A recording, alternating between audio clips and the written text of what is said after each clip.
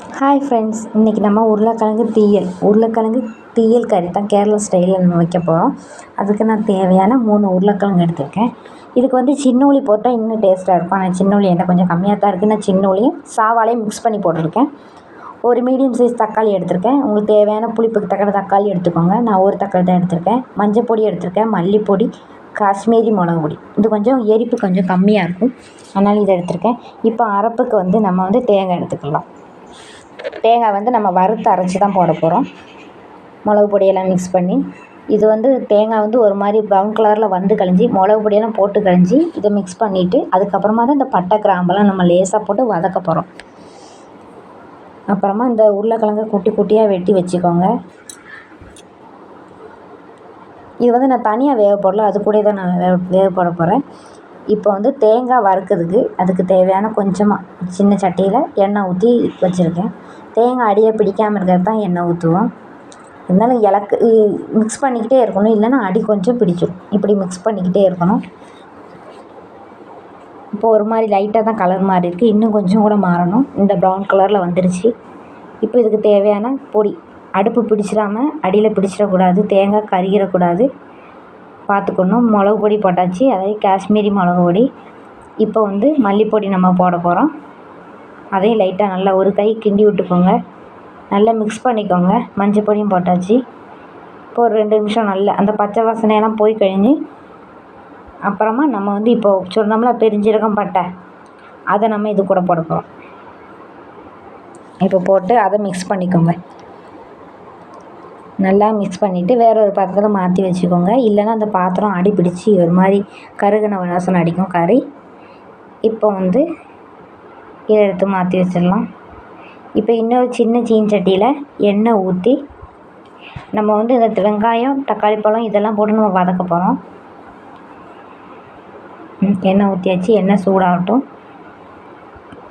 எண்ணெய் சூடாகிட்டு இப்போ நம்ம வந்து அந்த உள்ளியை போட்டு கறியாப்பிலையும் போட்டு நல்லா வதக்கிக்கலாம். இப்போ கொஞ்சமாக அது வதங்கத்தட்டியும் கொஞ்சமாக உப்பு போட்டுக்கலாம்.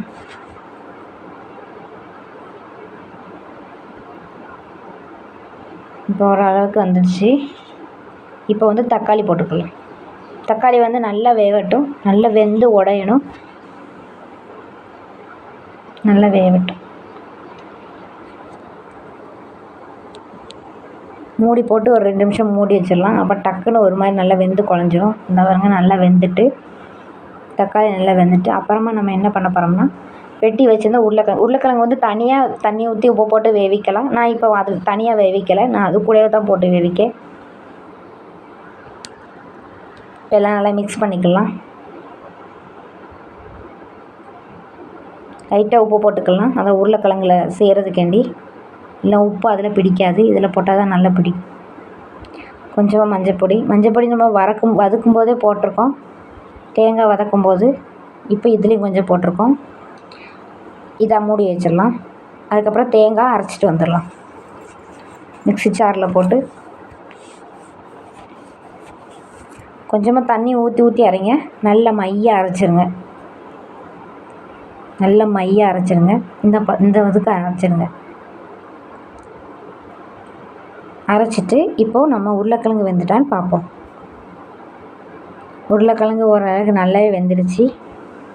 இப்போ வந்து அந்த அரைப்பை கழுகி அதில் ஊற்றிடலாம்.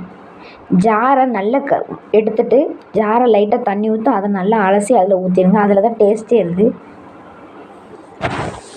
இந்த மாதிரி நல்லா தண்ணி சேர்த்து ஜாரை கழுகி அதில் ஊற்றிடலாம். மிக்ஸி ஜாரை கழுகி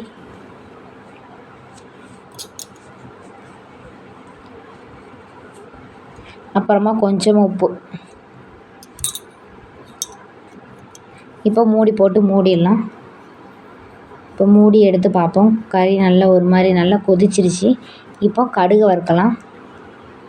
கடுகு, வத்தல், கறியாப்பிலை, சாவாலை இதை தான் எடுத்துக்க. சின்ன உள்ளியும் போட்டு வதக்கலாம். சின்ன உள்ளி நான் இல்லைன்னு சொன்னேன், அதனால தான் பெரிய உள்ளி எடுத்திருக்கேன். இப்போ கடுகு, தேங்காய் எண்ணெய் ஊற்றி கடுகெல்லாம் போட்டாச்சு, வதக்கலாம். இப்போ அப்புறமா கறியில் ஊற்றிடலாம். கறி செம டேஸ்ட்டாக இருக்கும், ட்ரை பண்ணி பாருங்கள். சூப்பராக இருக்கும் இந்த கறி. இது வந்து உருளைக்கிழங்கு தீயல் கறி கேரளாக்குள்ள ஸ்பெஷல். இப்போ நம்ம ட்ரை பண்ணி பார்த்துடலாம். சூப்பராக இருக்கும் ஃப்ரெண்ட்ஸ், ட்ரை பண்ணி பாருங்கள்.